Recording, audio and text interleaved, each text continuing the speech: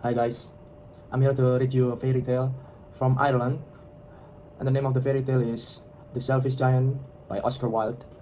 But before I read you the fairy tale, let me introduce you myself. My name is Dhamar Rizky Ananda. My NPM is 240810101201. I'm from G600 English class. So let's jump to the fairy tale. Every afternoon, as they were coming from school, the children used to go and play in the giant's garden.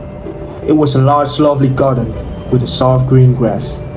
Here and there, over the grass, stood beautiful flower-like stars, and there were 12 peach trees that in the springtime broke out into delicate blossom of pink and pearl, and in the autumn bore rich fruit.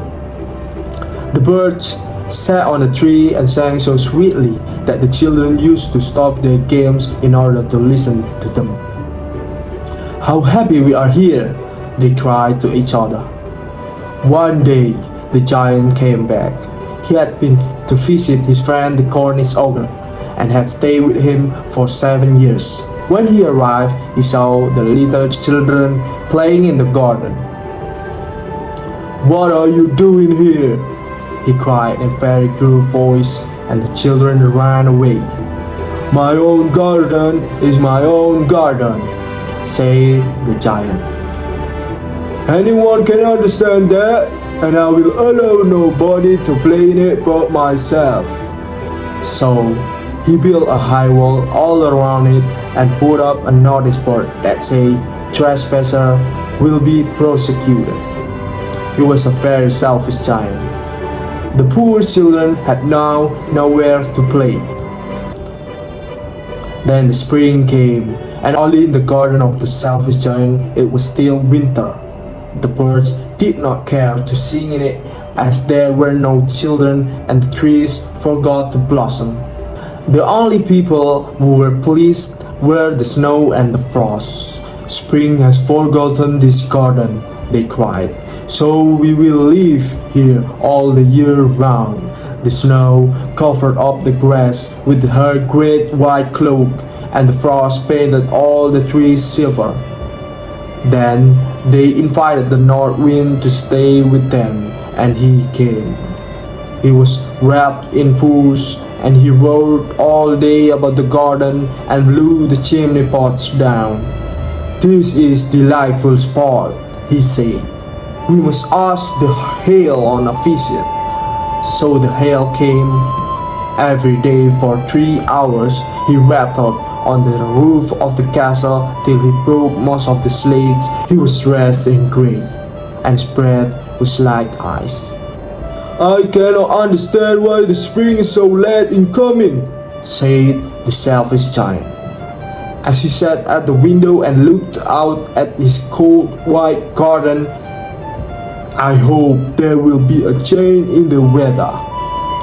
But the spring never came, nor the summer. So it was always winter there, and the north wind and the hail and the frost and the snow danced about through the trees. One morning the giant was lying awake in a bed when he heard some lovely music. It sounded so sweet to his ears that he thought it must be the king musician passing by. It was really only a little linnet singing outside his window, but it was so long since he had heard a bird sing in his garden that it seemed to him to be the most beautiful music in the world. "I believe the spring has come at last," said the giant, and he jumped out of bed and looked out. What did he see?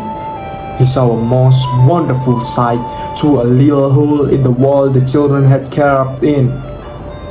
And they were sitting in the branches of trees. In every tree that he could see there was a little child, and the trees were so glad to have the children back again that they had covered themselves with blossoms.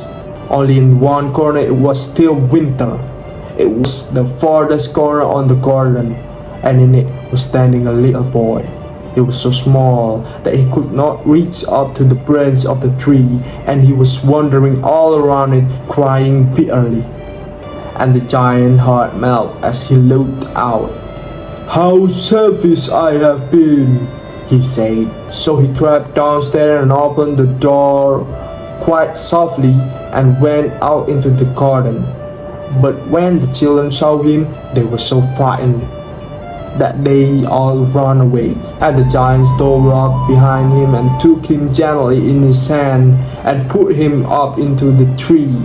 And the tree broke at once into blossom, and the bird came and sang on it. And the little boy stretched out his two arms and flung them round the giant's neck and kissed him. And the other children, when they saw that the giant was not wicked any longer, came running back, and with them came the spring. "It is your garden now, little children," said the giant. And he took a great axe and knocked down the wall. They came to the giant to bid him goodbye. "But where is your little companion?" he said. "The boy I put into the tree." The giant loved him the best because he had kissed him. But the children said that they did not know where he lived and had never seen him before, and the giant felt very sad. Years went over, and the giant grew very old and feeble. He could not play about anymore, so he sat in a huge armchair and watched the children at their games and admired his garden. One winter morning he looked out of his window as he was dressing. He did not hate the winter now, for he knew that it was merely the spring asleep. And it certainly was a marvelous sight. In the farthest corner of the garden was a tree quite covered with lovely white blossoms. Underneath it stood a little boy he had loved.